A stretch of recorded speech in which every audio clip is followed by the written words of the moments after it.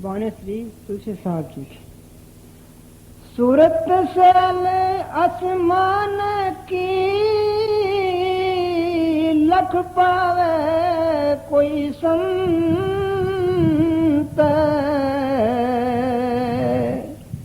तुलसी जगे जाने नहीं अति उतंग पिया पंथ। सूरत सैल आसमान की लख पावे कोई संत, तुलसी जगे जाने नहीं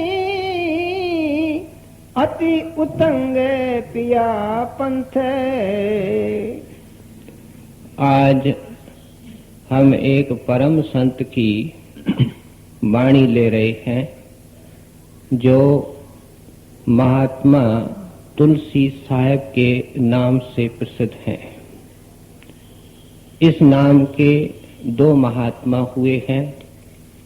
एक गोस्वामी तुलसीदास जिन्होंने रामचरित मानस लिखा है, जिसको हम तुलसी कृत रामायण भी कहते हैं, और दूसरे ये परम संत तुलसी साहब जिसके बारे में बहुत कम लोग हिंदुस्तान के जानते हैं। इस महात्मा ने ही अपने एक ग्रंथ में लिखा है, इनके 4 ग्रंथ हैं।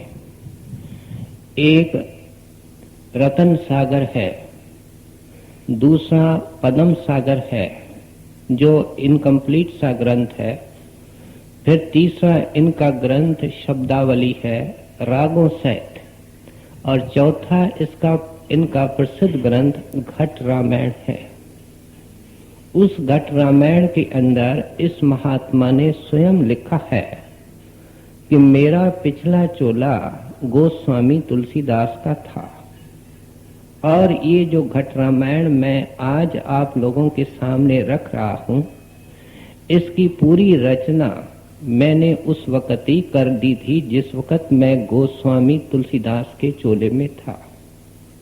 लेकिन उस वक्त मैंने देखा कर्म कांड का जोर है, लोग बातों के शौकीन हैं, कहानियों के शौकीन हैं, इसलिए मैंने उस ग्रंथ को गुप्त कर दिया और उसके स्थान पर मैंने ये राम की कथा, जिसके अंदर भी तरीके से मैं कई बार अर्ज कर चुका हूं, विशेषकर उत्तरकांड के अंदर तुलसीदास जी महाराज ने संत मत को अच्छी तरह खोल करके लिखा है।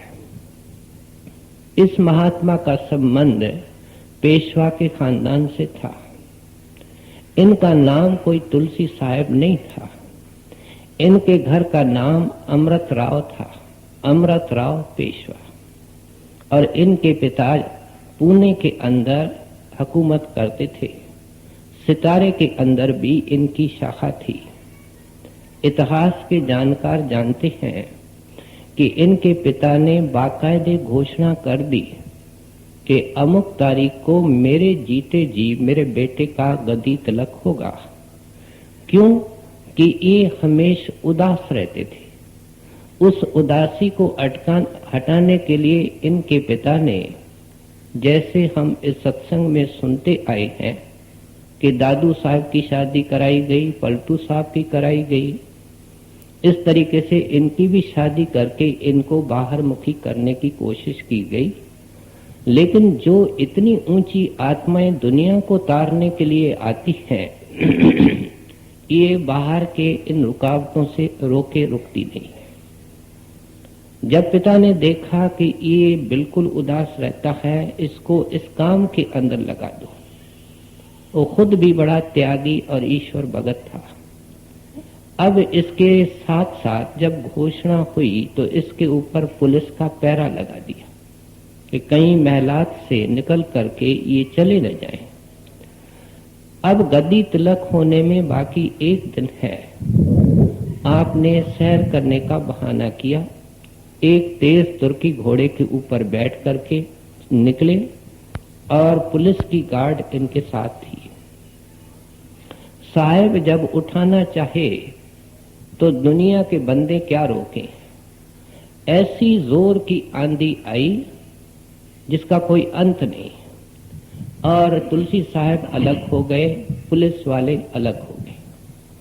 ये दौड़ करके पता नहीं कहां चले गए। पेशवाओं ने बड़ी खोज की लेकिन इनको नहीं मिले। फिर इतिहास कहता है कि आपके पिता ने मजबूर होकर के आपके छोटे भाई को, जिसको हम बाजीराव पेशवा नंबर 2 कहते हैं, उनको गद्दी पर बिठाया। आपको गुरु कहाँ मिला इसका कोई जिक्र नहीं आता है। ये बात भी इस सत्संग के अंदर कई महात्माओं से लागू है। तुलसी साहब नाम किसने रखा कोई पता नहीं, गुरु कहाँ मिला, संत सच्चा कहाँ मिला, कोई जिक्र नहीं। लेकिन जो आपने ग्रंथ लिखे हैं उसके अंदर अपने गुरु के लिए क्या लिखते हैं कि मेरा गुरु भृंग था। भृंग के लिए कहा जाता है कि उसको संतान नहीं होती, और उसकी संतान कैसे होती है, खानदान कैसे चलता है कि वो किसी कीड़े को पकड़ के लाता है। किसको पकड़ेगा, ये किसकी इच्छा है, ये कीड़े की नहीं है, ये भृंग की है। उसके मौज में है किस कीड़े को पकड़ता है, उसको पकड़ के उसको ठोकरे मारता है, मार मार करके उसकी आधी जान निकाल देता है, उसको शिथिल कर देता है, करीब करीब प्राणहीन कर देता है। जब देखता है कि अब इसके सोचने की सब फैकल्टीज, बुद्धि इसकी, इसका जो कुछ है वो खत्म हो चुका है, फिर वो भंवरा उसके ऊपर अपनी आवाज और गुंजार फेंकता है, और कीड़ा केवल वो आवाज सुनता है बस, और वो आवाज उसके काया को ट्रांसफॉर्म करता है, और धीरे धीरे उसकी शक्ल भृंग जैसी होती है, उसको पंख लगते हैं, और वक्त आता है भृंग के साथ उड़ करके चला जाता है। महात्मा संत मत के अंदर ये मिसाल देते हैं, और ये महात्मा अपने गुरु के लिए ये लिखते हैं कि मैं कीड़ा था, राजाई के अंदर, संसार के अंदर फंसा हुआ था, मेरे गुरुदेव ने मेरे को ढूंढ के निकाला। मैं कौन था उनके पास पहुंचने वाला, उन्होंने मेरे को सत्संग के द्वारा चोटें मारी, दुनिया की नश्वरता, दुनिया की असलियत मेरे सामने लाई, और अंदर जाने का भेद दिया। और जब यहाँ पहुंचे, यहाँ पहुंचने से क्या होता है, ये प्रैक्टिकली संसार से मर जाता है। इच्छाएं और वासनाएं तो सत्संग में आकर के सोच विचार से ही कम हो जाती है, और अभ्यास करने से ये शरीर खाली होने लगता है, जिस करके संसार से संबंध है, लोगों से, पदार्थों से संबंध है, सारे संबंध टूट जाते हैं। यहाँ मुर्शिद का, गुरु का असली रूप है, और वो शब्द है, और वो भंवरे की तरह इसके ऊपर गुंजार फेंकता है, इसकी काया ट्रांसफॉर्म हो जाती है। क्या अब ये बदन है, शरीर है, फिर ये शरीर भी नहीं रहता, मन भी नहीं रहता, और ये आत्मा हो जाती है। फिर आत्मा को पंख लगते हैं और गुरु के साथ उड़ करके सचखंड चली जाती है। ये लिख रहे हैं ये महात्मा अपने गुरुदेव के लिए। फिर लिखते हैं कि वे पारस थे, मैं लोहा था। अब जब तक पारस के बिल्कुल नजदीक और बिल्कुल उसके साथ जुड़ के नहीं लगे लोहा, वो पारस नहीं बनेगा। आंखों से नीचे नीचे हम लोहा है, अंदर में वो नाम और शब्द और धुन और कीर्तन, अनद वाणी, होली गोस्ट, वह क्या है, वह पारस है। कबीर साहब लिखते हैं आद नाम पारस है। बाहर के नामों का जिक्र नहीं कर रहे हैं, जो हम ओम, राम, सतनाम, राधा स्वामी, इसका जिक्र नहीं कर रहे हैं। आद नाम पारस है। कहते हैं जब से दुनिया बनी है परमात्मा ने वो एक पारस बनाया है, अनाद काल से। आद नाम पारस है, मन है मैला लो। कहते आंखों से नीचे मन का जोर है, और मन लोहा है, ये निष्ठुर है, संसार को छोड़ता ही नहीं है, इसे चिपका हुआ है। अब का नहीं, जुगों का, अरबों खरबों जुगों से। पर सत ही कंचन भया, मिट गई दुविधा मोह। कहते हैं जब सिमरन ध्यान के द्वारा सतगुरु की कृपा हुई और इसको समेट करके यहाँ लाया, और परसत उसको उसने स्पर्श किया, टच किया, उसके संपर्क में आया पारस के, कंचन भया, उसकी कीमत बढ़ गई, उसके अंदर से विकार निकल गए, भरम निकल गए। ये लिखते हैं ये महात्मा अपने गुरुदेव के लिए। मैं जानबूझ करके कुछ वक्त लेकर के इस चीज को इसलिए समझा रहा हूं कि ये जो महात्मा का जीवन है वही एक शिक्षा का भंडार है। अगर इन महात्माओं के जीवन के वृत्तांतों को अच्छी तरह पढ़ेंगे तो हमारे सामने बिल्कुल आसानी से मुक्ति का मार्ग क्या है अपने आप खुल करके निखर करके आएगा।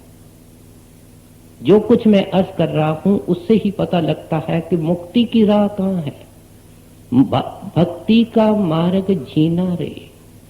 कबीर साहब कहते हैं लोक तीर्थों के अंदर, मूर्तों के अंदर, पत्थरों के अंदर, बाहरमुखी क्रियाओं के अंदर जो खुले रास्ते हैं, मोटे रास्ते हैं, उनके अंदर प्रभु को ढूंढ रहे हैं, भगवंत को ढूंढ रहे हैं। भाई ये भक्ति की राह नहीं है। भक्ति का मार्ग जीना रे। कहते हैं बहुत सांकड़ा, बहुत बारीक, और इतना वो बारीक है जिसमें दो नहीं समा सकते हैं। यहाँ तो गुरु चलेगा, यहाँ तो शिष्य चलेगा, और शिष्य जब गुरु के अंदर अभेद हो जाता है गुरु के साथ चला जाता है। हस्ती को मिटा करके उस गली से निकलेगा। कहते हैं ये भक्ति है। आज तक जिसको तू भक्ति समझ के बैठा है वो लायबिलिटी है, वो तेरे को फंसाने वाली चीज है, क्योंकि जो भी तू सोच रहा है, कर रहा है, उसका तेरे को अहम हो जाता है कि मैंने इतने तीर्थ किए, मैंने 2 लाख रुपए दान में दिए, मैंने इतना तप किया है, मैंने इतने रियाजत की है। मुसलमान फकीरों के कलाम पढ़ते हैं, बाल खड़े हो जाते हैं, एक सूत की जगह नहीं छोड़ते हैं। वो कहते हैं कि मन के अंदर केवल ओ रब, ओ अल्लाह और उसका कलमा बस जाएगा, तब जा करके वो अल्लाह छाती को लगाएगा। तो इसलिए कहते हैं अल्लाह ने, खुदा ने, राम ने, परमात्मा ने अपने साथ मिलाने का केवल एक तरीका लिखा, और वो नाम है। इंसान के कानून, इंसान के नियम बदलते हैं, लेकिन ये अटल है, अचल है। जब से दुनिया बनी है न इसके अंदर एडिशन हो सकती है, न इसके अंदर ऑल्टरेशन हो सकती है, कोई इसके अंदर परिवर्तन नहीं हो सकता। अब ये महात्मा आकर के हाथरस के अंदर बैठे। हाथरस यूपी के अंदर, अलीगढ़ आगरे के पास है। उससे थोड़ा दूर महात्मा शहर से थोड़ा दूर डेरा बनाते हैं, और एक गांव है जोगिया गांव, उसके अंदर आज भी इनके वस्त्र, इनकी समाधि वगैरह है। यहाँ आकर के जीवों को चिताते रहे, और संत दोनों काम करते हैं। डेरे के अंदर आने वाले को चिताते हैं, दौरे कर करके जीवों के पास पहुंच करके इनको चिताने के लिए जाते हैं। इसलिए आमतौर पे इनको जंगम तीर्थ कहते हैं। तीर्थ के पास चल करके जाना पड़ता है। ये ऐसा तीर्थ है जो चल करके आता है, लोगों को आकर के उनके मन की मैल धोता है, सत्संग सुना करके, नाम दे करके उनको निर्मल करता है। सो इसलिए आप दौरे भी करते रहे, आपके पास कई प्रकार के जीव आए। ये जो राधा स्वामी मत के संस्थापक हुए हैं श्री स्वामी जी महाराज, इनके पिता, माता, बल्कि इनकी दादी और इनके बुजुर्ग भी इस महात्मा के दीक्षित सत्संगी थे। स्वामी जी महाराज के घर पर इनके पिता माता के पास अभी स्वामी जी महाराज पैदा ही नहीं हुए थे, तब से इनके घर पर आया करते थे। एक बार सितंबर अक्टूबर का महीना था। इन दिनों में ओनी वस्त्र, रेशमी वस्त्र, जो कीमती वस्त्र अंदर पड़े होते हैं, और मानसून के अंदर उनको हवा के कारण या वायु के कारण, जो एटमॉस्फेयर के अंदर मॉइस्चर होता है, उसके कारण कुछ कीड़े लगने की संभावना होती है। तो हम उन वस्त्रों को निकाल करके धूप में डालते हैं, क्योंकि मानसून खत्म हो जाता है। इनके स्वामी जी महाराज के नानी ने या दादी ने कपड़े ऊपर छत पर डाल दिए थे, क्योंकि 2 रोज पहले वर्षा हुई थी और उस दिन काफी धूप निकली थी, तो कपड़े ऊपर डाल दिए थे। ये महात्मा चल करके इनके घर पर आ रहे थे। उस गली के अंदर बहुत कीचड़ थी, इनके जूते सारे कीचड़ से भर गए, बल्कि इनके पांव में भी कीचड़ चली गई। जब इनके मकान में प्रवेश किया, देखते हैं प्रेमी कमरे में नहीं है, चले गए ऊपर छत पर बैठे थे। अब महात्माओं की मौज होती है, वो जो लेस लगे हुए कपड़े थे मखमल के, गरम ओनी रेशमी, उनके ऊपर चलते गए और खूब उनको मिट्टी लगती गई। और जिस चारपाई पर जाकर के बैठे, वहां भी बड़ी एक कीमती चादर बिछी हुई थी। जूता उतारा, पैरों में भी कीचड़ थी। कहने लगे, माता जी किसको? जो स्वामी जी महाराज की माता थी, उनकी सास, उनको कहने लगे, माता जी मैंने तो आपके इतने कीमती वस्त्र खराब कर दिए, मेरे को होश नहीं थी। कहने लगे, महाराज प्रेमी के दिल का हाल देखो। कहते हैं, महाराज हमको तन बदन की होश नहीं, हमको कपड़ों की क्या होश, हमारा ध्यान और प्यार तो आपके तरफ है। अगर कपड़े ये इनको मिट्टी लग गई है तो ये तो प्रसाद हो गए, हम किस्मत वाले हैं। ये कहलाने वाले कौन थे? ये विश्वास और प्यार देने वाले कौन थे? ये खुद ये महात्मा थे।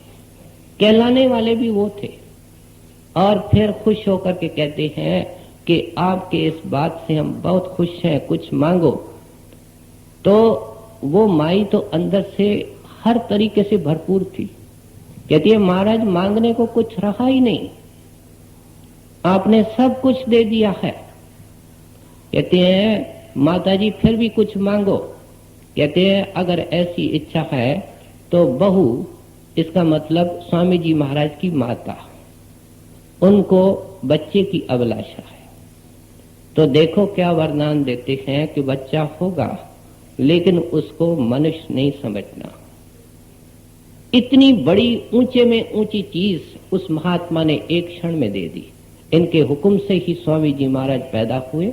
स्वामी जी महाराज ने बचपन से आपकी संगत और सोहबत की और आपको सारा परमार्थी खजाना आपके दया और रहमत से मिला।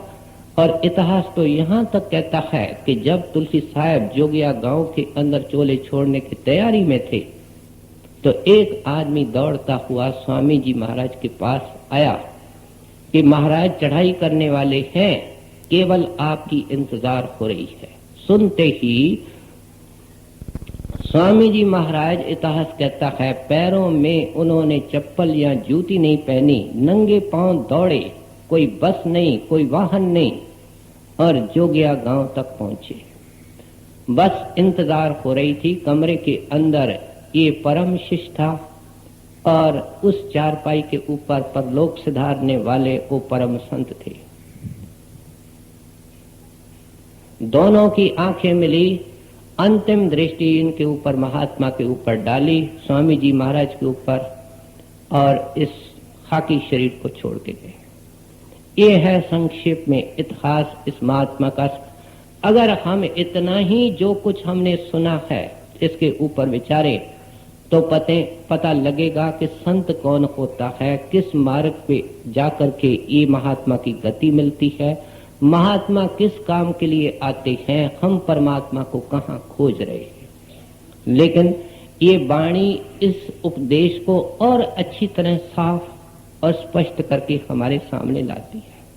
आप कहते हैं, सुरत सैल आसमान की, लख पावे कोई संत, तुलसी जग जाने नहीं, अति उतंग पिया पंथ। एक एक वचन, एक एक शब्द विचार के योग्य है। कहते हैं, जो भगवे मिलता है पहने हुए, जो बाल रखाए हुए, जो दुनिया के अंदर महंत साधु मिलते हैं, यहाँ बैठे सबको नमस्कार हम करते हैं। लेकिन कहते हैं कि मैं संत की गति आपको समझा दूं, क्योंकि महात्मा नहीं सच बोलेंगे तो कौन बोलेगा। कहते हैं सूरत सैल आसमान की, वो देह से विदेह होता है। देह के जितने बंधन हैं, खाने के, पीने के, दुनिया के मोह के, दुनिया की मोह की रस्सियां ही हैं। किसी मुसलमान फकीर से पूछा गया कि ये सारे अवगुण कहां से निकलते हैं, तो उन्होंने कहा एक अवगुण से निकलते हैं, और वह अवगुण क्या है? संसार से प्रीत। संसार से प्रीत से सब अवगुण, पाप, विकार और बंधन निकलते हैं। सो इसलिए कहते हैं कि इस संसार से प्रीत करने वाला कौन है? ये शरीर। आज शरीर नहीं तो ये खत्म। शरीर के अंदर मन बैठा है, वो प्रीत लगा के बैठा है। कहते हैं ये महात्मा क्या करते हैं कि अपनी सूरत, ये अर्थात अपनी आत्मा या आत्मा की किरणें, सूरत की किरणें तन से और मन से, दोनों से आजाद कर देते हैं, और उनकी सूरत, उनकी आत्मा सूरत सैल आसमान की, हमारे अंदर आकाशों के ऊपर आकाश बेअंत हैं, उनकी सैर करती है। कैसे करती है? जैसे बाहर से हवाई जहाज करता है, बाहर से पंछी कहता है। ये जो परमार्थ है, जिसकी कमाई करके हमको पहले यहाँ आना है, फिर हमको खंडों ब्रह्मंडों को तय करना है और सचखंड पहुंचना है, जहां से हम निकले हैं। इनके अंदर जो चढ़ाई की चालें बताई जाती हैं, आगे एक कड़ी के अंदर ये महात्मा खुद समझाएंगे। उनके अंदर जो उत्तम में उत्तम संतों की चाल है, वो बेहंगम चाल है। बेहंगम का अर्थ पंछी है। पंछी जिस वक्त चाहे खाने पीने के लिए नीचे उतरे, लेकिन इच्छा अनुसार जिस वक्त चाहे पहाड़ के चोटी पर बैठे। संत एक कदम यहाँ रखता है, वो रास्ते में नहीं होता है। रास्ते की रचना कितनी है, ये संसार उस रचना के मुकाबले में ऐसा है जैसे 7 समुद्रों के अंदर एक छोटा तिनका, एक छोटा बाल। इतनी विशाल रचना अंदर है, लेकिन वो रचना में नहीं होता है। एक कदम उसका या आंख मीची और दूसरा कदम दरगाह में। ये कौन लिखता है? ये सारे दुनिया के फकीर और कामिल महात्मा और पूर्ण संत लिखते हैं। मौलाना रूम साहब कहते हैं कि अगर मुर्शिद को और संत को, जिसकी आत्मा ऊपर परवाज करती है, आकाशों को चीर करके ऊपर जाती है, ऐ बंदे अगर तूने उसको बंदा समझा तो तुम जैसा और कोई मूर्ख नहीं। क्यों? कि तुम्हारे को एक अधिकार दिया गया है कि तू उसको पहचान सकता है। बाकी किसी रचना के अंदर जितने जीव जंतु हैं, पशु हैं, कीड़े हैं, वो उनको नहीं पहचान सकते। उनके कालिब को मत देख। शम्स तबरेज़ी लिखते हैं, उनके अंदर जो चमकता हुआ सूरज है उस रब का, उसको अंदर जाके देख। कहते हैं वो देह से विदेह हो गया है। राजा जनक तो संसारी था, लेकिन जब अष्टावक्र मिले, उन्होंने तन मन धन सब कुछ दे करके ये अंदर का सूरज और प्रकाश खरीदा, उस रब को खरीदा। और फिर क्या था? दरबार में आता तो बिल्कुल उसी लिबास में, जो शहाना लिबास होता है, उस वेशभूषा में आता। हुकूमत करता पहले से और सूझबूझ से करता। क्यों? कि अंदर जाने से अंदर और बाहर दोनों की समझ आ जाती है, और ऐसे महापुरुष से कुछ भी अशुभ नहीं होता। लेकिन उनके कमरे में क्या था? एक पुराना कुर्ता, एक चटाई और एक पानी की सुराई और एक छोटा गिलास। ये था राजा जनक जब उसको अष्टावक्र मिले। पहले वो भोगों में था, लेकिन उनको राजाई के अंदर बैठ रख करके अष्टावक्र ने त्याग ही कर दिया। कहते हैं बाहर से शरीर हमको बांधने वाला नहीं है, बांधने वाला मन है। अगर आप किसी पतंग को डोर से लेकर के इस पोल के साथ बांध दो तो क्या होगा कि वो गैस से भरा हुआ है, उड़ सकता है लेकिन नहीं उड़ेगा। क्यों? कि 2 बंधन है, एक रस्सी है, एक बांस है जिसके साथ वो बंधा हुआ है। शरीर क्या है? ये बांस है। और मन क्या है? वो रस्सी है। ये उस सूरत को और आत्मा को बांध करके रखते हैं। जब किसी ने खोल दिए तो कहां गई रस्सी, कहां गया बांस? वो तो ऊपर उड़ना शुरू करता है। गैस का गुब्बारा होता है, पतंग होता है, ऊपर ही जाता है। तो इसलिए आप उपदेश करते हैं कि संत की एक ये निशानी है। अब इस निशानी को तो अंदर जाने वाला ही देख सकता है कि मैं अंदर जाऊं और अंदर देखूं कि महात्मा कहां जाता है। लेकिन बाहर से भी उन्होंने समझाने के लिए निशानियां रखी हैं कि ऐसा महात्मा केवल हमारे अंदर उस परमात्मा का भक्ति भाव पैदा करेगा। वो दुनिया के सुधारने के लिए नहीं आता है। अगर वो दुनिया की हालत सुधारने के लिए आवे तो वो सोशल रिफॉर्मर है, सामाजिक सुधारक है, वो संत नहीं है। अगर वो राजनीति को सुधारने आता है तो वो पॉलिटिशियन है, वो संत नहीं है। कहते हैं वो तो दुनिया से हमेशा के लिए हमारा जो संबंध है उसको काटने के लिए आता है। 84 का बंधन हमारा छुड़ाने आता है, तन और मन के पिंजरे से हमको आजाद करने लिए आता है। अगर ऐसे महात्मा के पास तुम संसारी कोई इच्छा लेकर के जाओगे, जरा अकल से काम लो, वो इसके लिए तो आया ही नहीं है। हम आम तौर पे धर्म जिसको मानते हैं, अवल तो वो शरीयत है, बाहर की रीति रिवाज है। लेकिन अगर कोई संतों के पास, महात्माओं के पास जाता है, पहला सवाल पूछता है, क्या कोई मन की इच्छा पूरी करता है, कोई कष्टों का निवारण करता है? वो तो ऐसे कष्टों का निवारण करता है कि वापस कष्ट आवे ही नहीं। आत्मा को जो ये कर्म के दाग लगे हुए हैं सदा के लिए धुल जाएं, साफ होकर के घर को चली जाए, वापस आने में क्या है। सो इसलिए कहते हैं तुलसी जग जाने नहीं अति उतंग पिया पंथ।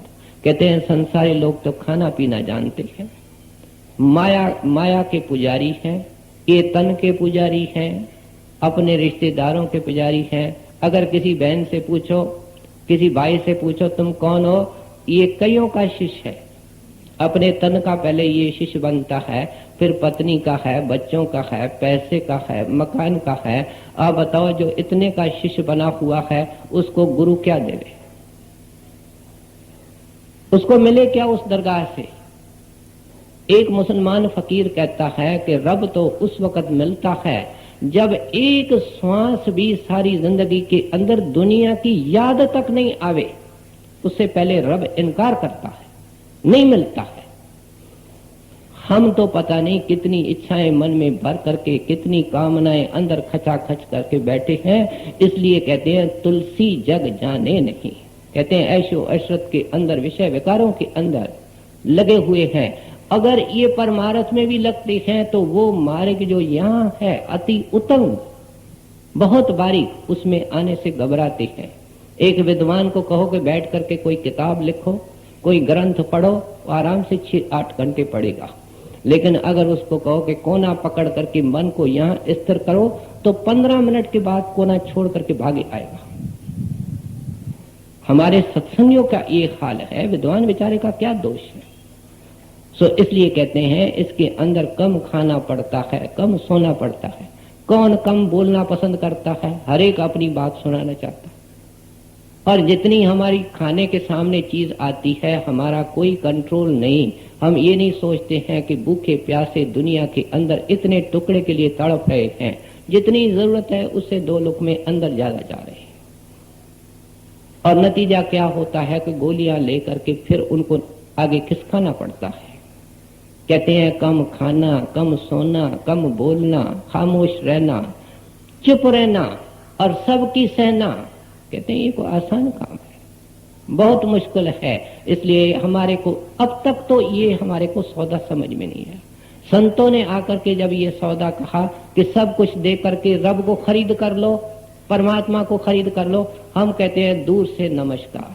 महात्मा हमको ऐसा चाहिए जो मांस खाने की छूट देवे, गृहस्थ में खूब हम भोग विलास करें, ऐशो अशरत की भी हमको छूट देवे, और बिन कमाई नान का साधन जैसा कर, बस हमारे ऊपर हाथ रख दे और हमको ऊपर ले जाए। कहते हैं ये बहुत बड़ा धोखा है, ये कदाचित नहीं होगा, दोनों का कोई मेल नहीं है। मैंने अर्ज किया कि 1 मिनट भी अगर दुनिया की याद अंदर है, रब कहता है जगह गंदी है, मेरे कदम रखने के लिए लायक ही नहीं है। सो इसलिए कहते हैं आम संसारियों को ये बात समझ में नहीं आती है। सूरत सल आसमान की लख पावे कोई संत, तुलसी जग जाने नहीं अति उतंग पिया पंथ। दिनाचार का खेल है झूठा जगत पसार, जिन विचार पति नानका बूढ़े भोजल धारे। मैंने पहले अर्ज किया है कि हम डुबकियां खा रहे हैं, हम गोते खा रहे हैं। वो क्या गोते हैं? दुख के, चिंता के, फिक्र के, परेशानी के, कष्ट के। इसलिए संत इसको भवसागर कहते हैं। और सागर के अंदर बड़ी भयानक लहरें उठती हैं। काम की लहर देख लो, ऋषि मुनि को गिरा देती है। क्रोध की लहर देखो, ऋषियों मुनियों को गिरा देती है। इसलिए इस दुनिया को इन महात्माओं ने भवसागर का कहते हैं। भवसागर में बेटा गोते खाते आए हो, अब तैरने का मौका मिला है, निकलने का मौका मिला है।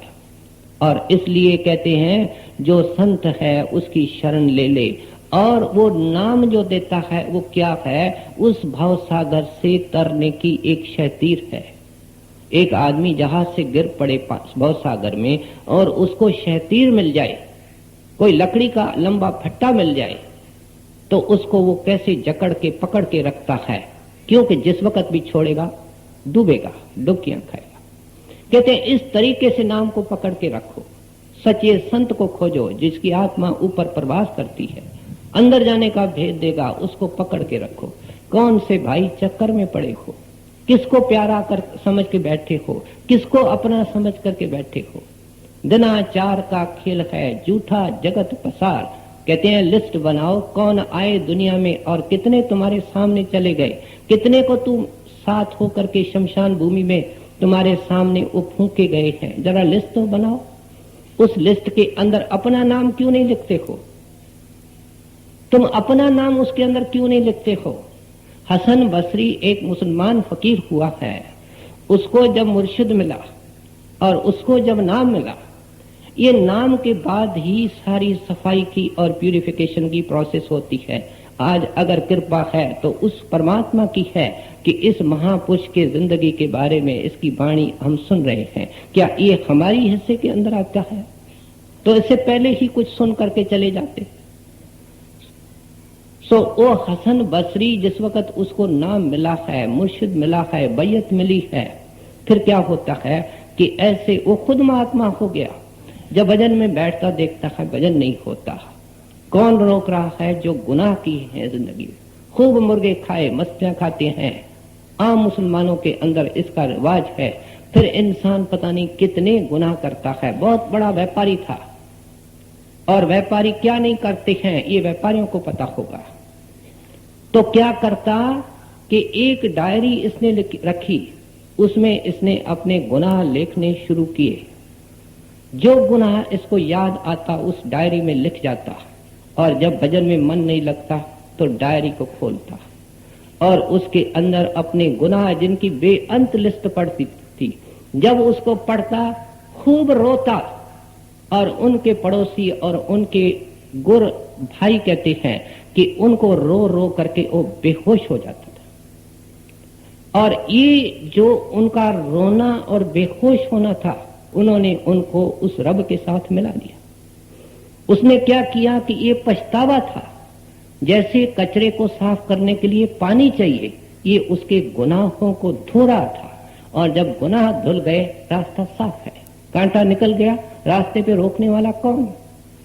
इस तरीके से कहते हैं कि इस दुनिया के अंदर बेअंत गुनाह तो करते आया है। कब का तू निकला हुआ है? अब रोने का, पछताने का, धोने का वक्त है। तू इसके अंदर फिर भी अटका हुआ है। कहते हैं ये तो 4 दिन का खेल है। महात्मा इसको 4 दिन का खेल क्यों कहते हैं? क्योंकि जीवन की 4 अवस्थाएं होती है। बाल्य अवस्था है, फिर किशोर अवस्था है, उसके बाद जवानी आती है, बुढ़ापा आता है। जो जिंदगी के 4 ये फेजेस हैं, उनको एक एक दिन से तशवीत करके तुलना करके जिंदगी को 4 दिन का खेल बताते हैं। दुलनदास जी महात्मा क्या लिखते हैं? 2 दिन की है जिंदगानी। वो 2 दिन क्यों लिखते हैं? 1 दिन आने का, 1 दिन जाने का, और बीच में केवल एक गुनाहों का तमाशा, एक कर्मों का तमाशा। कीचड़ अपने ऊपर डालने का अंधा अगर मिट्टी उड़ाएगा तो उस अंधे को क्या पता कि मिट्टी मेरे ऊपर गिर रही है कि किसी और के ऊपर गिर रही है। हम जो कुछ कर रहे हैं उसका क्या नतीजा है, हम उस अंधे से भी गए हुए हैं जो मिट्टी उड़ा रहा है। हमको पता ही नहीं है इसका नतीजा क्या निकलने वाला है। ये संतों की वाणी है जो एक सर्च लाइट है, जो एक मीनार है रोशनी का, जो हमको बताती है कि सोच सोच करके कर्म कर। बहुत कुछ किया है, अब इसको खेल समझ। खेल कोई खेल का मैदान या जो नुमाइश होती है, मेला होता है, वो कोई हमारा घर होता है। अजीब अकल के मालिक हो ए इंसान, तुम इस मेले को जो 2 दिन का है, 4 दिन का है, उसको अपना घर समझ के बैठे हो। नीचे क्या लिखते हैं? जिन विचार पथि ना लखा डूबे भव जलदार। कहते मेरा काम चिताना है, मेरा काम होका देना है कि ये मौका उस पति को मिलने के लिए है। और पति कब मिलेगा? कहते हैं जिन विचार, इसके लिए विचार की जरूरत है, इसके लिए विवेक की जरूरत है। विवेक और विचार क्या है? झूठ क्या है, सच क्या है, पकड़ने के लायक क्या है, तजने के लायक क्या है, हमारे पूजा के लायक क्या है, फेंकने के लायक क्या है। एक नौकर को अगर मालिक बादामियों की बोरी देता है और कहता है कि तुम इसके छिलके अलग करके गिरी मेरे पास ले आओ, वो मूर्ख नौकर क्या करता है कि गिरी को तो नाली में फेंक के आता है और बोरी को छिलके के साथ भर करके आता है। मालिक क्या करेगा? उसको नौकर से अलग कर देगा। यही दिन रात हम कर रहे हैं। हमको अजीब बात लगती है, लेकिन हम बिल्कुल उस नौकर की तरह हैं जो गिरी को तो फेंक रहे हैं और छिलकों के साथ बोरियां बांध रहे हैं। और जब मालिक के पास जाएंगे कहते हैं बेअकल, जा कीड़ा बन जा, पशु बन जा, जा 84 के अंदर चक्कर लगा। मैंने तुमको कहा गिरी ले आओ, तू छिलका ले आया।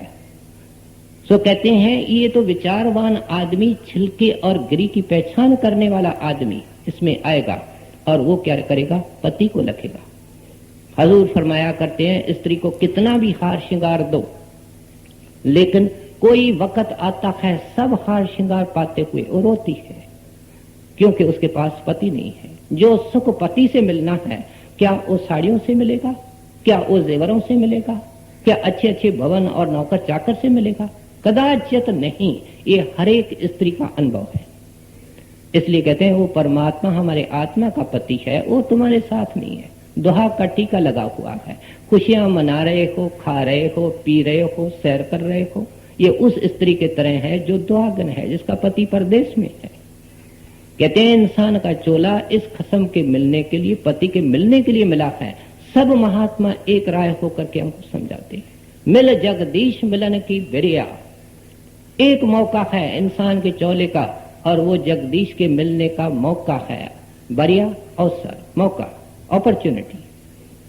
सो इसलिए हमको एक नुक्ते के ऊपर लाते हैं कि ए इंसान जरा एकांत में बैठ करके विचार से काम ले कि तू कौन से धारा के अंदर बह रहा है।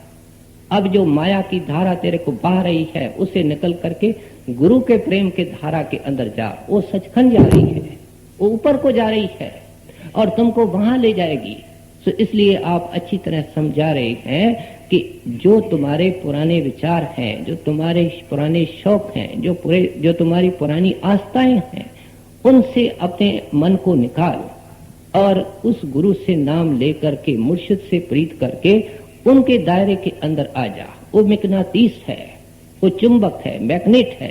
तेरे आत्मा, मानो तेरा मन और आत्मा कैसे भी मैले हैं, लेकिन वो उनको साफ सुथरा करके ऊपर ले जाएगा। दिनाचार का खेल है, झूठा जगत पसार। जिन विचार पति ना लखा, बूढ़े भोजल धारे। एक भरोसा एक बल, एक आस विश्वास। स्वाति सलल गुरु चरण है, छात्र के तुलसीदास। ये एक ऐसा दुआ है जो हमने कई बार सुना है, कई बार इसको जोर जोर से पढ़ा है, लेकिन इसके गहराई के अंदर, इसके तय के अंदर कभी गए? सोचा कि ये दोहा हमको क्या ठोकर मार रहा है। कहता है पहले संत को ही नहीं खोजा तो तुमसे ये लागू ही नहीं है, तुमने संत की शरण नहीं ली तो ये तुमसे लागू ही नहीं है। ये तो लागू उससे है जो संत के पास गया है, जिसने संत की शरण ली है। कहते हैं उसके बाद तीसरा कदम क्या है? कहते हैं उसके ऊपर पक्का विश्वास। कहते हैं विश्वास कैसा होना चाहिए? जैसा इस जो चातक पंछी आकाश में होता है उसका होता है स्वाति बूंद के लिए। चातक का जो मुख होता है उसकी जो चोंच होती है वो ऐसी नहीं होती है, ऐसी होती है। उसकी चोंच ही ऐसी नहीं होती है, वो देखता ही है, उसकी आंख ही नीचे नहीं होती है कि नीचे भी कोई पानी है। दरिया है, तालाब है, कुएं हैं, क्या कुछ नहीं है, जमीन पर सब कुछ है, लेकिन चातक की आंख भी ऊपर, उसकी चोंच भी ऊपर, क्योंकि उसको पानी ऊपर से लेना है। पानी ऊपर से लेने का अर्थ क्या है कि जब भी वो पीता है, जो बादल से सीधा पानी गिरता है, डायरेक्टली गिरता है, वो पानी पिएगा और नहीं पिएगा। गंगा जल भी नहीं पिएगा, जमुना जल भी नहीं पिएगा, वो शांति जल पिएगा। कहते हैं जितना ये शब्द के कमाई वाले संत महात्मा होते हैं, कम नहीं बहुत कम होते हैं, रेयर होते हैं, लेकिन अगर तेरी खुशकिस्मती तेरे को मिल जाए, दया करके तेरे को नाम का बेच दे दें, तो उनके फिर इधर उधर मत देख। आप देखो लड़की का रिश्ता करते हैं हम, लड़की को कई शक्लें दिखाते हैं, लेकिन जब रिश्ता हो जाता है फिर भी शक्लें देखती है। अगर देखती है तो क्या उसको हम पतिव्रता कहेंगे? कहते हैं जितनी शक्लें चाहे देख ले, जितने साधु महात्मा चाहे उनकी संगत सोबत कर ले, सारी जिंदगी लुटा दे, किसी के आगे माथा मत टेक, लेकिन अगर पूरा संत जो वाणी के अनुसार, इस महात्माओं के कसवटी के अनुसार तेरे को खड़ा मिलता है, फिर बस, फिर कहते हैं अकल और बुद्धि को खारे खारे समुद्र के अंदर फेंक करके विश्वास का रास्ता लेकर के तय कर। विश्वास के बगैर कुछ नहीं होगा। पानी हिलता रहता है तो शक्ल कैसे नजर आएगी? पानी टिकेगा तो शक्ल नजर आएगी। कहते हैं नाम मिला है, पता नहीं नाम मिलने के बाद नुकसान हो रहा है, बीमारी नहीं घर से निकलती है, क्या ये भी विश्वास है? समझा ही नहीं संत कहते क्या है। कहते हैं ऐसी हालत में तुमको नाम ही नहीं लेना चाहिए, संतों के पास जाना ही नहीं चाहिए। संत जिस जवाहर को बेचने के लिए आते हैं और जिस कीमत में वो जवाहर मिलता है, उसके लिए कीमत को अदा करने के लिए तैयार होकर के फिर जा। तू तैयार नहीं है, नाना प्रकार के बहाने बनाता है, देवी की छाया, देवता की छाया, श्राद्ध खिलाओ, पंडितों के पास चक्कर लगाओ, कि ये सब क्या है? तुमने तो उसको मखोल करके समझा है। न तो डॉक्टर के ऊपर विश्वास है, न डॉक्टर की जो दवाई है उसके ऊपर विश्वास है। डॉक्टर एक्सपर्ट, दवाई उसकी इनफेलिएबल है। बाहर की दवा किसी को आराम देवे, किसी को आराम नहीं देवे, लेकिन संतों का आराम जो होता है, सर्व रोग का औषध नाम, अगर गुरु नानक के ऊपर हमारा विश्वास नहीं है तो फिर ठीक है। कहते हैं ये अचूक दवा है, ये चूकने वाली नहीं। इसके रेर असर जो भी आएगा, जो भी इस दवा को खाएगा, ये दवा यहां मिलती है। वैद्य कौन है? गुरु है, और देता यहां है। कहते हैं जो इसको खा लेता है, होमे दीर्घ रोग है, दारून भी इसमाए, कृपा करे जे अपनी गुर का शब्द कमाए। कहते हैं ये होमे है, हाय हाय मैं मेरी है, जो इसको संसार में लाती है, लेकिन ये बड़ा जबरदस्त अगर ये रोग है तो दारून भी इसमाए, और वो नाम है कृपा करे जे अपनी। कहते हैं परमात्मा कृपा करे, वो कृपा करता है गुरु का शब्द कमाए। गुरु के पास जावे और कहते हैं शब्द कमावे। शब्द वेद तुम गुर से पाओ, शब्द में फिर जाए समाओ। कहते हैं केवल वेद लेना नहीं, उसकी खूब कमाई करनी है। बहन और भाई इस धोखे के अंदर हैं कि किसी वक्त करेंगे, लेकिन उन्होंने पूछा है कि किस वक्त जाना है। आज शाम को किसकी बारी है, अगला साल जो 83 का होगा वो किस किस के लिए होगा और किस किस के लिए नहीं होगा, किसने पूछा है, किसने देखा है। कहते हैं ये इस्तगना का मजमून नहीं है, ये मुलतवी करने की चीज नहीं है। तो इसलिए आप उपदेश करते हैं कि पूरा भरोसा रख करके 1 पॉइंटेड होकर के जो कुछ लेना है इनसे लेना है। बल्कि जब गुरु आगर के आगे होकर के कभी मौज में आकर के अपने भगत से पूछता है कि आप जिसके अंदर वो प्रगट है उससे पूछता है, क्योंकि कभी कभी गुरु इम्तिहान भी लेता है और पास करने वाला भी गुरु है। एक प्रेमी के अंदर महाराज जी प्रगट थे। लंबी वार्ता है, मैं 2 मिनट में अर्ज कर देता हूं। वो महाराज जी जब चलने लगे, महाराज जी से छुट्टी लेने लगा। हर वक्त महाराज जी उनके साथ थे, अंदर और बाहर।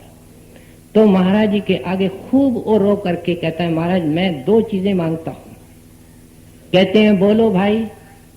कहते हैं एक तो महाराज आपका स्वरूप मेरे से एक श्वास के लिए अलग ना हो, अंदर बाहर। दूसरी चीजों देखो क्या मांग रहा है कि महाराज आपके चरणों में अंतिम श्वास तक मेरा भरोसा बना रहे, मेरा विश्वास बना रहे।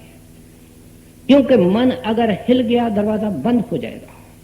मन में अभाव आ गया कि गुरु ने ऐसा कैसे कह दिया, ऐसे कैसा कर दिया, दरवाजा बंद। हृदय होना चाहिए। और मजबूत हृदय कैसा होता है? रात दिन सिमरन करने से, नाम की कमाई करने से, जिसकी हिदायत आगे चल करके अगले दोए में मिलती है। एक भरोसा एक बल एक आस विश्वास, स्वाति सलल गुरु चरण है, चात्रक तुलसीदास। तुलसी ऐसी प्रीत कर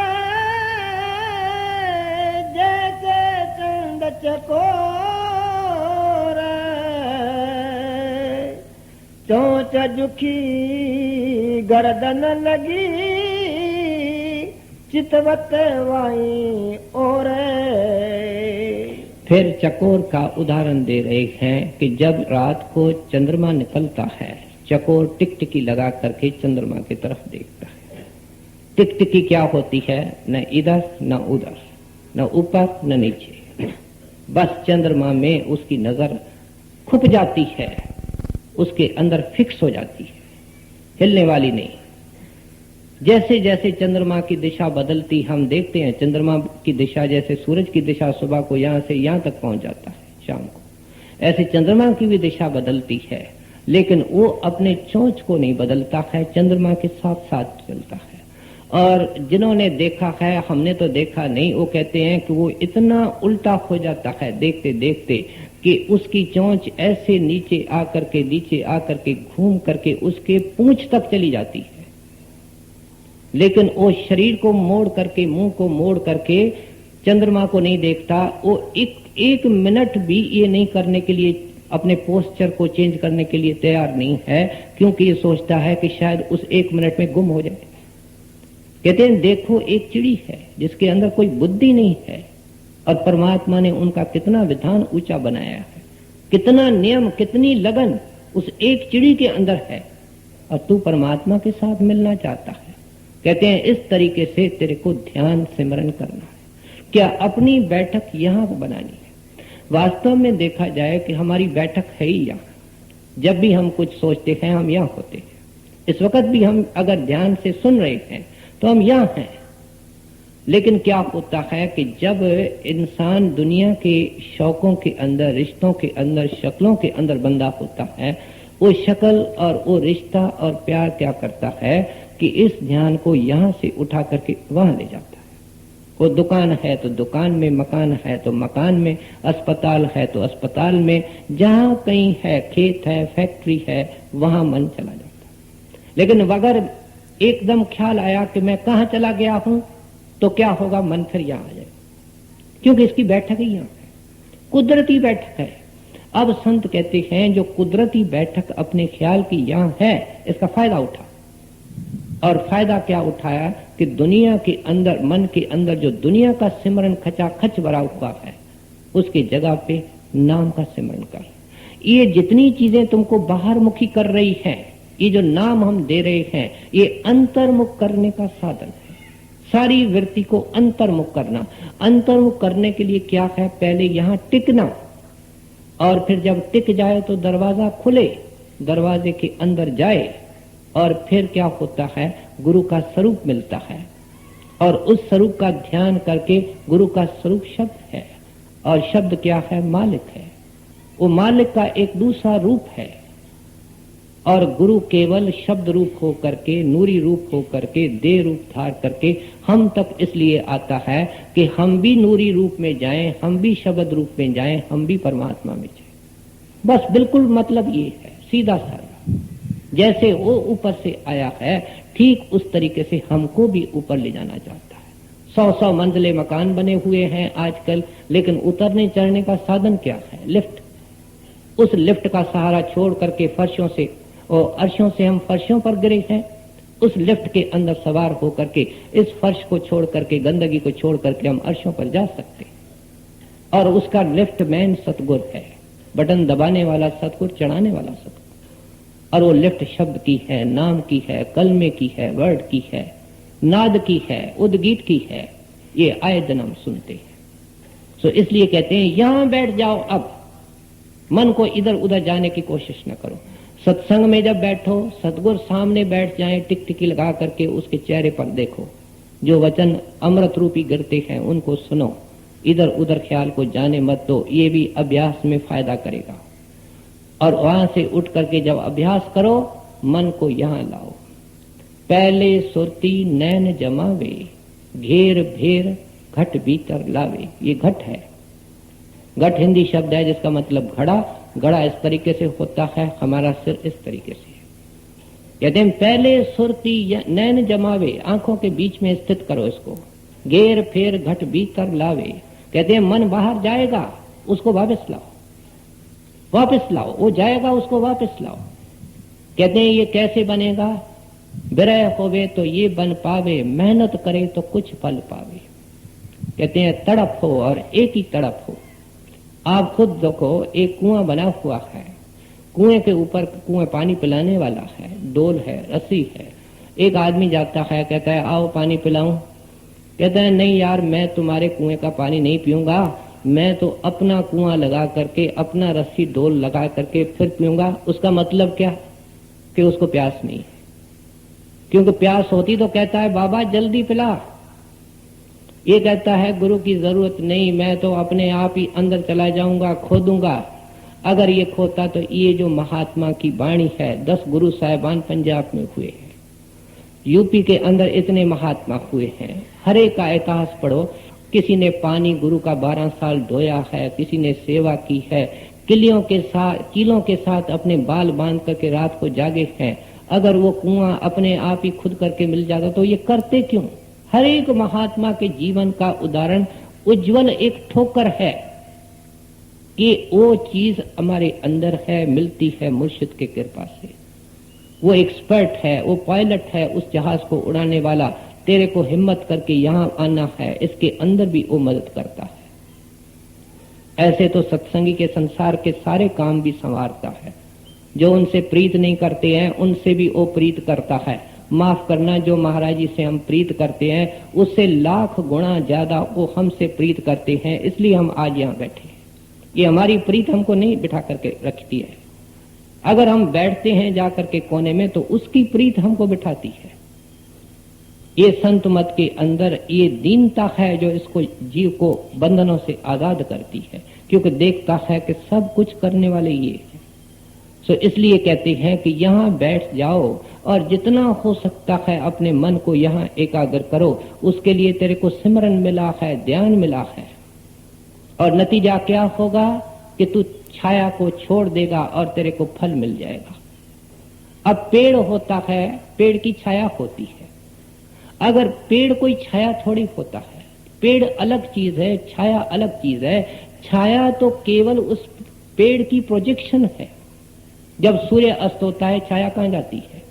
कहते हैं जो कुछ तू देख रहा है वो सब उस मालिक की छाया है और मालिक की तरफ तुम्हारा कोई ख्याल नहीं। कहते हैं मालिक का जो पेड़ मुक्ति का फल है उसको खाकर के ही मुक्ति मिलेगी। पेड़ की तरफ देखो, ऊपर मुक्ति का फल लटक रहा है, छाया की तरफ पड़े को। कहते हैं वो पेड़ भी यहाँ है, मुक्ति भी यहाँ है, नाम भी यहाँ है। यहाँ अपने ख्याल को जमा करके बैठो, 2 घंटे 3 घंटे 4 घंटे 6 घंटे। प्रेमी के पास कोई हिसाब नहीं, हमारे पास केवल दुनिया का हिसाब है। आधा घंटा 15 मिनट बैठ करके उदास हो जाते हैं, हाथों पैरों में तकलीफ होती है, दुनिया के ख्याल से जाते हैं, दुनिया की मशगूलियां हमको खींच के ले जाती है। 24 घंटे के अंदर अगर हम 15 मिनट भी सिमरन नहीं करते हैं, कहते हैं महाराज सीधे सचखंड ले जाना। ये कोई इंसान है जिसको धोखा दे सकते हो? कहते हैं करोगे तो मिलेगा, तुम्हारे हाथ से वो कराएगा, तुम्हारे आंख से तुमको दिखाएगा, तुम्हारे कानों से तेरे को सुनाएगा। उसके लायक बनो। और लायक बनने का क्या है? कहते हैं जैसे चकोर चंद्रमा की तरफ देखता है ऐसे तन से, मन से, सूरत से, वचन से स्थिर होकर के यहाँ बैठो, लगातार अभ्यास करो। तुलसी ऐसी प्रीत कर जैसे चंद चकोर, चोंच जुखी गर्दन लगी, चितवत वाए और मकड़ी उतरे तार से, उन गई चढ़त जो तार, जाका जासो मन रनो, पहुंचत लगे न बारे। कहते हैं जिज्ञासु कहता है कि क्या इनाम मिलेगा? सब कुछ पिघला दिया, सब जेवर पिघला दिए। तो गुरु कहता है कि अब तू दुनिया का ही नहीं रहेगा, तू साहिब का रहेगा। मकड़ी उतरे तार से, कहते हैं मकड़ी छत में रहती है, अपने मुंह के अंदर से ही एक लिक्विड निकाल करके उसकी तार बनाती है और उसके ऊपर उतर करके नीचे आती है। खाने पीने का सामान जो उसका नीचे होता है खा पी करके उसी तार के सारे फिर छत में चली जाती है। कहते हैं मानक मजूरी देत है, क्यों राखे भगवान। तू यहाँ उस भगवान के दरवाजे में बैठ जाएगा, क्या वो इतना इंसान जैसा भी नहीं कदरदान है कि तुमको मजदूरी देवे? कहते हैं मजदूरी क्या देगा, अंदर बुला लेगा, छाती लगा देगा, कहेगा सब कुछ तेरा, अब तू सबका बादशाह है, जो कुछ मेरा है वो तेरा है, तेरे और मेरे के बीच में कोई फर्क ही नहीं है। कहते हैं उसकी भी अंदर स्टेजेस है, है। इसको महात्मा चींटी चाल कहते हैं। चींटी धीरे धीरे चलती है, कई बार गिरती है, कई बार चढ़ती है। कहते हैं वक्त लगता है 10 साल 20 साल। अगर 20 साल में हो जाए, मैं कहता हूं इससे सस्ता सौदा नहीं। 50 साल में हो जाए, इससे कोई सस्ता सौदा नहीं। लेकिन जिंदगी में भी हो जाए, अंत घड़ी में भी हो जाए, बिल्कुल सस्ता है। बेअंत जुगों से भटके हुए हैं बाहर। कहते हैं जब ये हो जाएगा चींटी चाल खत्म, उसके बाद मकड़ी चाल होगी। क्या तुम्हारे अधिकार बढ़ जाएंगे। शब्द की जो तार है अंदर, उसको पकड़ के तू ऊपर चला जाएगा। और जब नौकरी पे जाना होगा, तुमको दफ्तर में जाना होगा, तुमको वर्कशॉप में जाना होगा, खेती में जाना होगा, तो जैसे मकड़ी जमीन पर आती है, खा पी करके फिर ऊपर चली जाती है। तो दुनिया का काम काज करेगा। जब कमरे में जाएगा, ऊपर। पिछले इतवार को पलटू साहब ने अच्छी तरह समझाया था। 300 रोज रहे अंदर, अंदर में 7 रकाबा। कहते हैं अंदर में मंजिलें लगी हुई है, लिफ्टें लगी हुई है, और रात और दिन 300 रोज अंदर रहेगा। जो अंदर चला गया, कहते हैं अंदर का आनंद। महाराज जी संत मत के अंदर तो ये बातें नहीं होती हैं, लेकिन कहते थे कि एक फकीर के ऊपर एक दिन दया हो गई और उसका ख्याल अंदर लग गया। उसने अपने मुरीद को बुलाया कि इधर आ, एक बड़ी पट्टी मोटी टाट की ले आ, खद्दर की ले आ, मेरे आंखों के ऊपर बांध दे। इसके बाद मैंने इस गंदी दुनिया को नहीं देखना है। संत मत ये नहीं कहता है, मैं केवल बता रहा हूं कि अंदर का आनंद क्या होता है। उसने कहा मैंने वो चीज देखी है, इसके बाद मैं न गंदी शक्लें देखना चाहता हूं, न इस गंदी दुनिया को देखना चाहता। कहते हैं ये तुम्हारी अधिकार होंगे कि मकड़ी चाल को छोड़ करके जब ब्रह्म के ऊपर जाएगा, फिर मछली चाल होगी, क्योंकि आत्मा के ऊपर से सब बंधन उतर जाते हैं। मछली जैसे ऊपर जाती है धार को चीरती हुई, अप स्ट्रीम की आशिक है।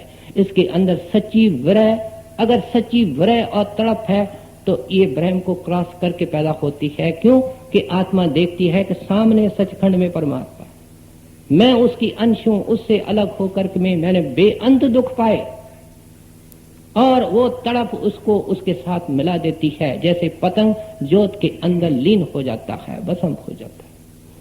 कहते हैं वहां चाल कौन सी है, मछली की, चीरती जाती है काल महाकाल के रचना को। और उसके ऊपर पहुंच करके मैंने प्रारंभ में अर्ज किया, फिर ये बाख्तियार होता है। गुरु जिसको अपनी गद्दी देता है उसको तो इस हालत में जिंदगी में बनाता है, उसके अलावा भी उसकी मौज है, कईयों को बना के जाता है, हालांकि प्रगट नहीं होता। कोई रास्ते में मकड़ी चाल में होते हैं, कोई मीन चाल में होते हैं, किसी के ऊपर दया हो जाए बेहंगम चाल भी दे दे। इस महात्मा ने एक वैश्या के ऊपर सिर के हाथ रख करके उसको मकड़ी चाल दे दी, जिसने सारी जिंदगी केवल कुकर्म किए थे। और क्या था, मुख से वचन निकला कि इस मेले से जो आदमी आ रहे हैं उनके अंदर कोई भी आकर के प्रेम से माथा टेकेगा, उसको मेहनत नहीं करनी पड़ेगी। हजारों आदमी निकल रहे थे, पंडित निकले, विद्वान निकले, किसी के मन में ख्याल नहीं आया। एक वैश्या कहती है, क्या मूरत है, क्या सूरत है, क्या चमक है, क्या हुस्न है, चलो। महात्मा खड़े हैं, माथा टेको। माथा टेकते हुए सिर पे हाथ रखा स्वामी जी ने, उसको मकड़ी चाल दे दी, अंदर की सैर करने लगी। कहने माई तेरे गुनाह खत्म, जाकर के भक्ति कर। जैसे हर एक आदमी रोजी रोटी कमाने के लिए मेहनत करता है, इस तरीके से इसके अंदर मेहनत करनी है, बता के आए हैं। लेकिन कभी कभी लॉटरी भी मिल जाती है। एक आध केस ऐसा जिंदगी के अंदर हर एक महात्मा के हुआ है, जब दया से किसी को दे जाते हैं।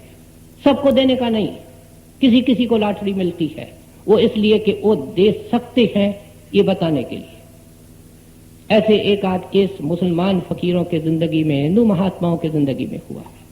इसी महात्मा का मैं ये इतिहास बता रहा हूं। तो इसलिए आप उपदेश करते हैं, तुम्हारी मजदूरी कोई रखने वाला है तो अंदर का सैलानी बन जाएगा। मकरी उतरे तार से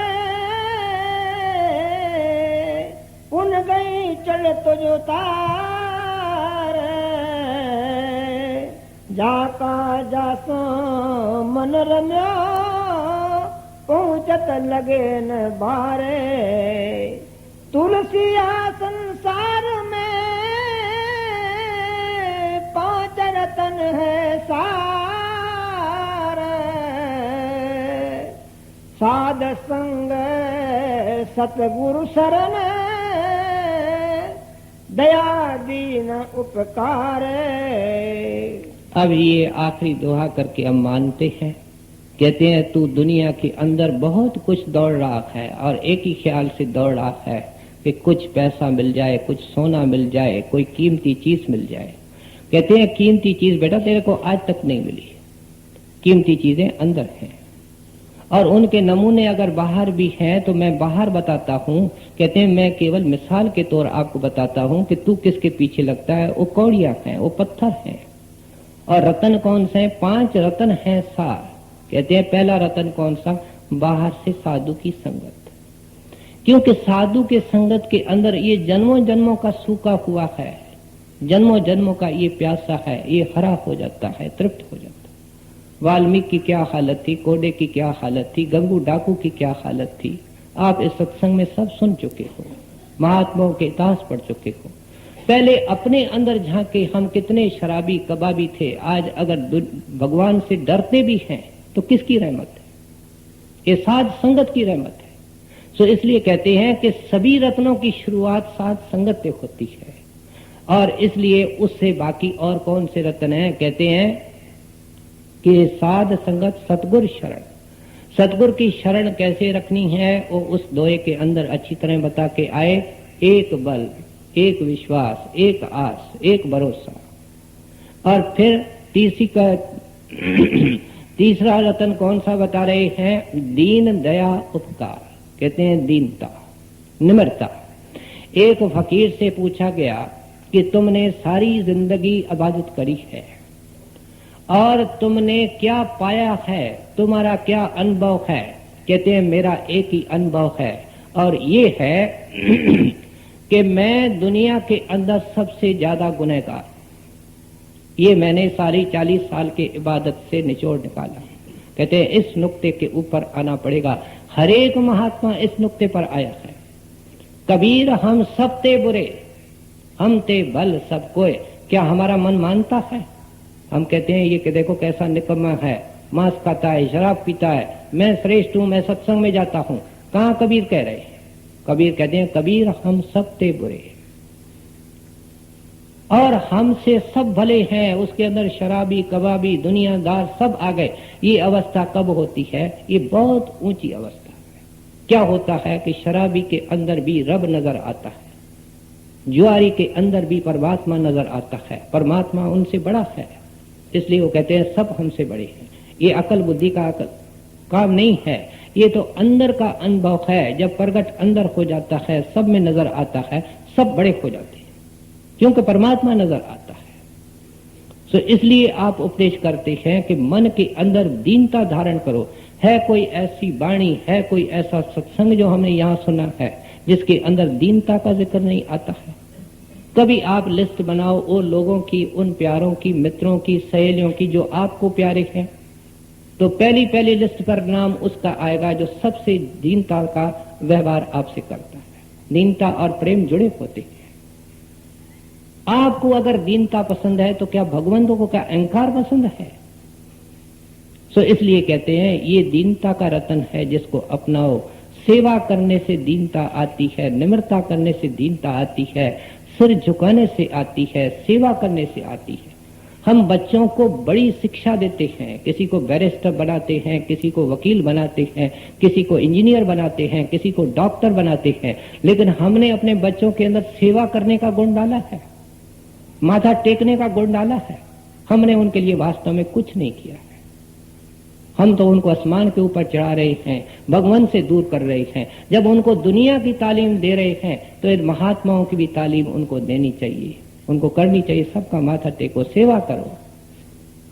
कहते हैं सेवा करने के तरीके होते हैं, सेवा से मन निमाना होता है।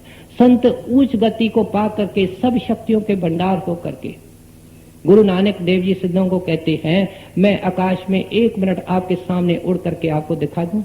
आप तो चाहो तो मैं पाताल में नीचे चले जाऊं, आप चाहो तो दुनिया की सारी धरती ये जो है नीचे से ऊपर और ऊपर से नीचे कर दूं, करके दिखाऊं। लेकिन नहीं, मैं उसका बंदा हूं, मैं उसका दास हूं, मैं नाम का दास हूं।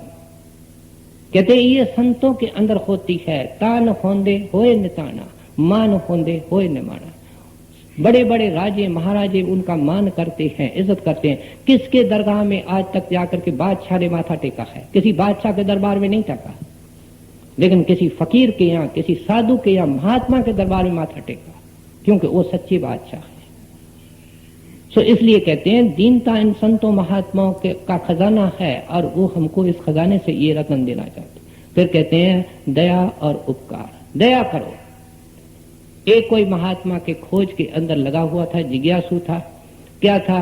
जंगल के अंदर खड़ा है, पेड़ के ऊपर 2 पंछी बैठे, एक उड़ करके नीचे आया, उसने उसको हाथ में पकड़ लिया। अब उसकी मुट्ठी जबरदस्त, वो बेचारा कमजोर बच्चा था, तो देखता है कि ऊपर जो पेड़ पर बैठा है पंछी वो रो रहा है, वो उसका भाई होगा, माँ होगी। इसके मन में दया आई, उसने पंछी की जब मुट्ठी खोली तो मुट्ठी का इतना जोर आया था कि वो पंछी मर गया, उसके हाथ से नीचे गिर गया। वो वहां से उठ करके जाकर के बिस्तर में पड़ गया और खुदा का प्यारा था। कहता है खुदा क्या हुआ? कहते हैं उसके आंसू और उसकी आह वो अपना असर पैदा करेगी, वो खाली नहीं जाएगी। एक दिन उसके कमरे के अंदर एक बिल्ली ने कोई बच्चे दिए थे, उसको एक सांप काटने लगा था। ये बिस्तर पर पड़ा था, वहां से लाठी उठा करके सांप को भगा दिया, और दूसरे दिन के बाद इसकी तबीयत ठीक होने लगी। कहते हैं दया सीखो, इतने अभिमानों के अंदर पड़े हो तो कुछ देना सीखो। उपकार क्या है? कहते हैं दे मिली है तो बांट करके खाओ, दे करके खाओ। संग्रह करने के लिए क्या होता है? कहते हैं संग्रह करोगे तो सांप बनोगे, उसकी रखवाली करोगे, दोगे तो दाता बनोगे। जो तुमको अच्छा लगता है वो कर लो। सो अच्छी तरह हमको समझा दिया कि ये साध संगत से ही शुरुआत होती है, जहां इन रत्नों का पता लगता है और इन रत्नों को पाने का शौक होता है। सो आज के प्रसंग में तुलसी साहब ने हमको अच्छी तरह सब पहलू से समझा दिया कि इंसान के जिंदगी का मकसद क्या है और किस तरीके से उसकी पूर्ति हो सकती है। तुलसिया संसार में पांच रतन है सार उपकार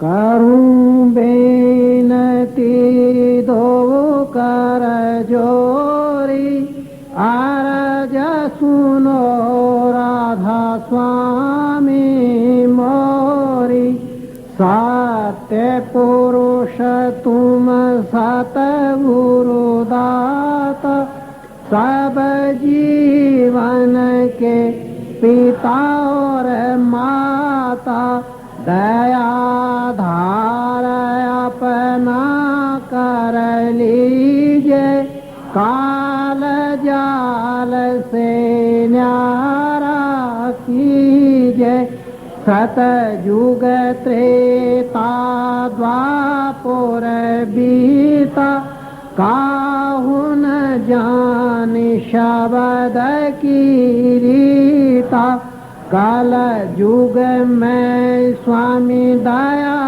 विचारी परगट करके शब्द पुकारी जीव काज स्वामी जग में आए भव सागर से पार लगाए तीन छोड़ चौथा पद दीना सत्य नाम सत गुरु गत चीना जगमग ज्योत होत उजियारा गगन स्रोत पर चंद्र निहारा श्वेत सिंहासन छत्र विराजे अनहद शब्द गए बधुन गाजे क्षर अक्षर नी अक्षर पारा विनती करे यहाँ दास तुम्हारा लोक या लोक पाओ सुख धाम चरण शरण दीजे विश्राम लोक या लोक पाओ सुख धाम चरण शरण दीजे विश्राम करूं बेनती दो कर जोरी स्वामी दो कर जोरी अरज सुनो राधा स्वामी सतगुरु मोरी।